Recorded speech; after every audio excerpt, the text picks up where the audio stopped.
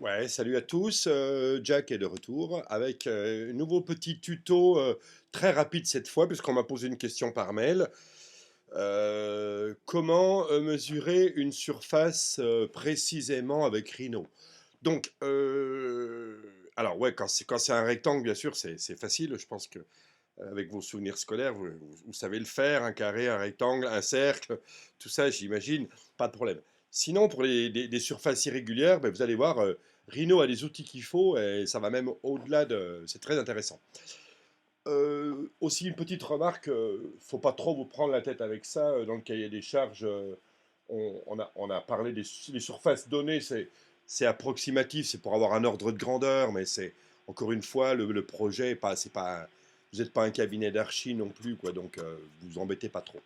Quoi qu'il en soit, c'est toujours intéressant donc d'apprendre à partir des contraintes. Donc, je vais faire ici une courbe dans Rhino, une courbe irrégulière, voilà, espèce de truc comme ça. Voilà.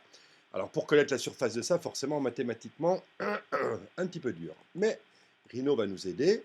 On va bien sûr dans Dimension et on a Area, Area qui veut dire superficie, surface, quoi, R, dimension d'une R. Là, il nous demande si on veut un leader ou un texte. Bon, on va faire un texte pour faire simple. On se met, je sais pas où, quelque part, là. Voilà.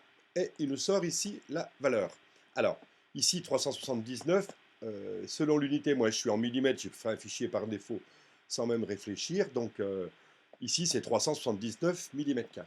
Alors, la très bonne nouvelle, c'est que je sélectionne ma courbe et en passant en mode édition de points, donc soit en utilisant la touche de fonction F10, ou alors, si comme moi sur Mac c'est un peu délicat, on clique ici sur cette petite touche là, voilà, et des petits points apparaissent, je pense que vous les voyez là. Alors on peut les modifier, de manière d'ailleurs à reprendre sa courbe, et le côté intéressant c'est, regardez bien, la superficie de mon volume, de ma surface là, change, vous voyez.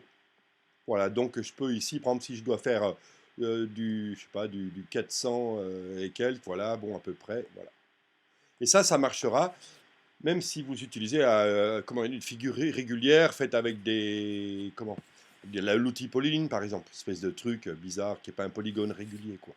Voilà. Pour sortir de ce mode, touche de fonction F11, ou alors clic droit sur la même icône, là, voilà. Et voilà, c'est fait. À bientôt et merci de votre attention.